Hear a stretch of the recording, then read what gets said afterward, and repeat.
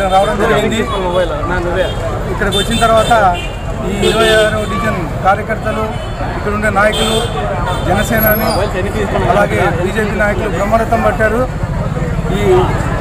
ఈ ఊపుని చూస్తుంటే ఆల్రెడీ గెలిచిపోయినట్లే ఉంది.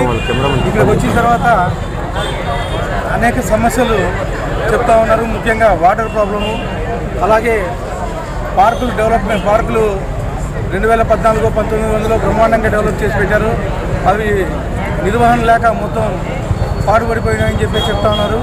అలాగే రోడ్లు కానీ మొత్తం తవ్వేసి వదిలేశారు. లాస్ట్ 6 మంత్స్ కింద తవ్వారంటే ఇప్పటివరకు రోడ్లు వేయలేదన్నా అని చెప్పేసి, ఏమనంటే ఎలక్షన్ కోడ్ అని చెప్పేసి తప్పించుకుంటారని చెప్పేసి తెలిసింది.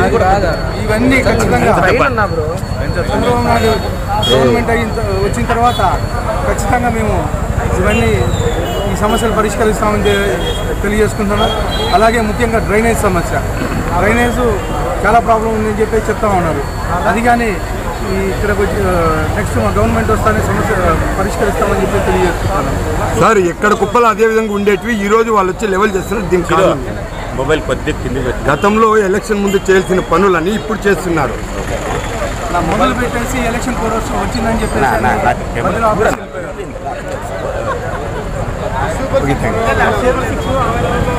సూపర్ సిక్స్ ప్రభావం చాలా బ్రహ్మాండంగా పనిచేస్తూ ఉంది. ఖచ్చితంగా గవర్నమెంట్ వస్తానే ఇమ్మీడియట్గా సూపర్ సిక్స్ ప్రారంభించబడుతుందని చెప్పేసి తెలియజేస్తున్నాను. Okay, thank you. జై తెలుగుదేశం.